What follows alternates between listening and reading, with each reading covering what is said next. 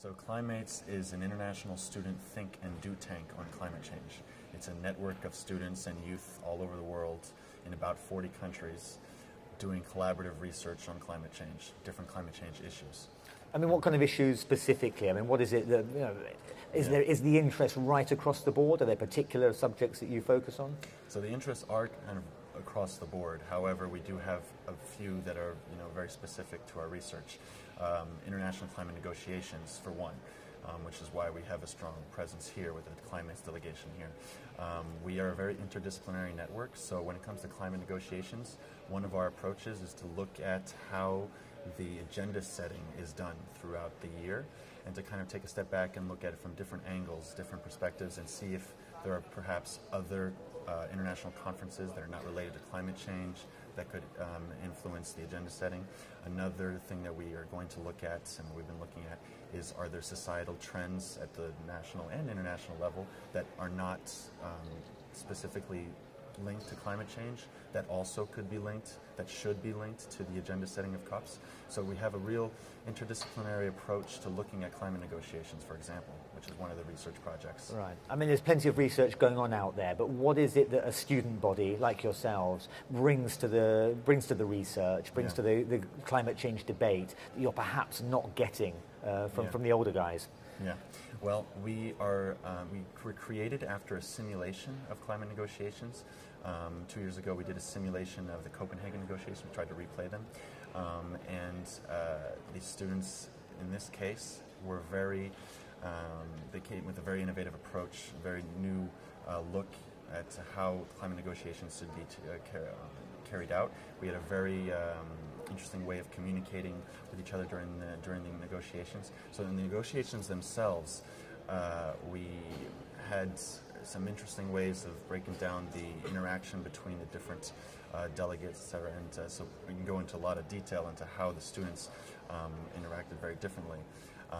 But our ultimate goal is to train the next generation of decision makers on climate change.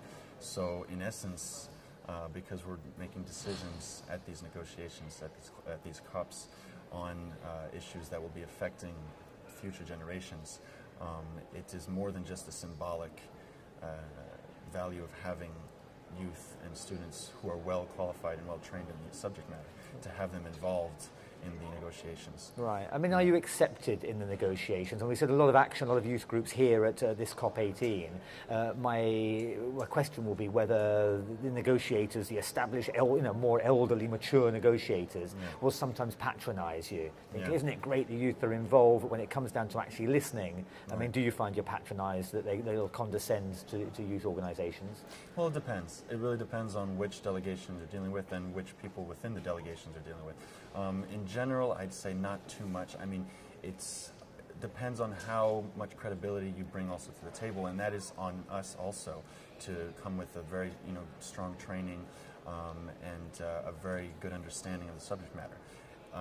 On the other hand, because these decisions will be affecting us, there shouldn't be any patronizing in any case. I mean, there should be an acceptance maybe that it'd be difficult for us to be in every single discussion.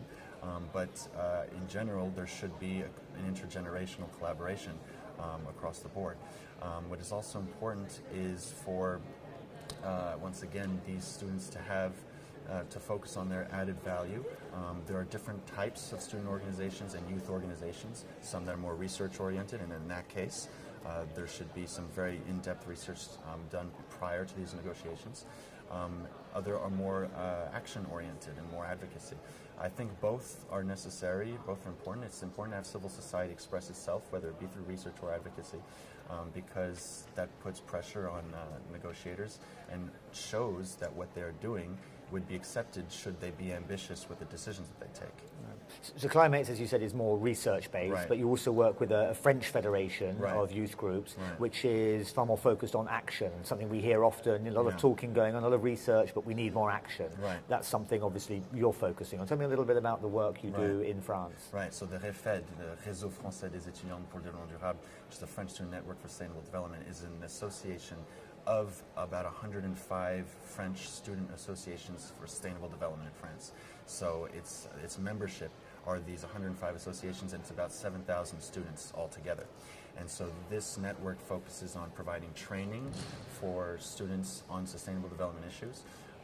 It has a lot of, does a lot of kind of sustainable development capacity building on these universities. They have an exchange of best practices, and they provide training guides for very sustainable cafeterias, for example.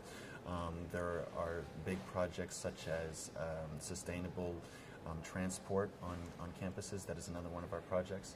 So these are more concrete things. It's more about actually trying to get students looking at how their practices at the university level and trying to get universities to cooperate them in making their universities more sustainable and their communities.